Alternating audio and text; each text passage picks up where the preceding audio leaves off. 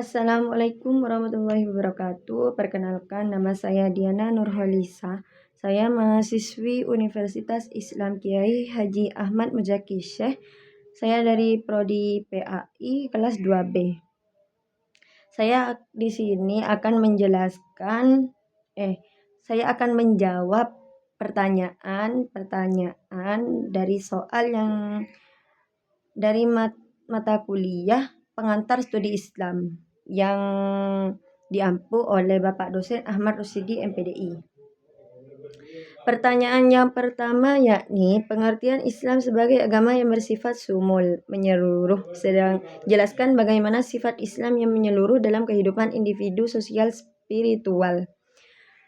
Jawabannya yakni Islam sebagai agama sumul berarti Islam mencakup seluruh aspek kehidupan manusia, baik individu, sosial, spiritual, politik, ekonomi maupun budaya. Kesumulan Islam tercermin pada kehidupan individu. Islam mengatur aspek ibadah, sholat, puasa, akhlak, kesehatan hingga pola makan dan kebersihan sehingga membentuk pribadi yang seimbang. Dalam kehidupan sosial, Islam mengajarkan hubungan harmonis antar manusia, muamalah seperti zakat, sedekah, tolong-menolong, keadilan sosial, dan perlindungan hak-hak minoritas. Dalam kehidupan spiritual, Islam menitik beratkan hubungan manusia dengan melalui rukun iman, ibadah, dan pencarian makna hidup yang luhur. Pertanyaan yang kedua, bandingkan dan analisis peran Al-Quran dan hadis sebagai sumber ajaran Islam. Berikan contoh konkret kedua sumber saling melengkapi dalam menjawab tantangan zaman. Perbandingan dan analisis. Al-Quran adalah wahyu Allah yang menjadi sumber utama hukum dan prinsip ajaran Islam. Hadis adalah segala ucapan, perbuatan, persetujuan, dan ketetapan Nabi Muhammad SAW yang berfungsi sebagai penjelas dan pelengkap Al-Quran. Al-Quran memberikan prinsip-prinsip dasar, sementara hadis menjelaskan, merinci, dan menerapkan prinsip tersebut dalam berbagai konteks. Contoh konkretnya, yakni sholat. Al-Quran memerintahkan mendirikan sholat. Al-Quran surah Al-Baqarah ayat 43. Namun tata cara sholat, gerakan, bacaan dijelaskan secara detail dalam hadis. Pertanyaan yang ketiga, jelaskan perbedaan antara studi Islam dan pendidikan agama Islam. Di sini ada aspek ya. Dalam aspek tujuan, studi Islam itu kajian akademik lintas disiplin. Dalam pendidikan agama Islam, pengajaran dan pembinaan akhlak serta ibadah. Dalam aspek pendekatan, di studi Islam, historis, sosiologis, antropologis, interdisipliner. Dan di dalam pendidikan agama Islam, normatif, doktrinal, dan praktis.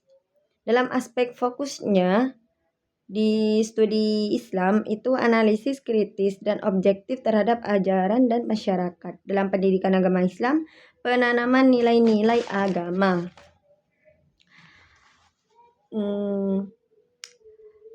Di sini ada pendekatan interdisipliner dalam studi Islam, membuka wawasan kritis dan membandingkan Islam dengan konteks global, sosial, ekonomi, dan budaya. Pertanyaan yang keempat yaitu jelaskan bagaimana sejarah perkembangan Islam dari masa Nabi Muhammad hingga masa Khulafaur Rasyidin. Jawabannya, periode Rasulullah SAW dan Khulafaur Rasyidin membentuk fondasi sistem sosial politik Islam seperti Konstitusi Madinah. Konstitusi Madinah itu membentuk masyarakat multikultural yang berkeadilan dan menghargai keragaman. Dan Syura Musyawarah, yaitu diadopsi sebagai prinsip utama pengambilan keputusan. Dan ada juga transparansi dan akuntabilitas. Khalifah dipilih secara terbuka dan diawasi umat. Nilai relevannya, toleransi antar umat beragama, keadilan sosial dan pemerataan kesejahteraan, kepemimpinan kolektif dan musyawarah responsif terhadap aspirasi rakyat. Ada pertanyaan yang terakhir, yang nomor 5. Bagaimana prinsip tasamu dalam Islam menjadi solusi atas perbedaan madhab?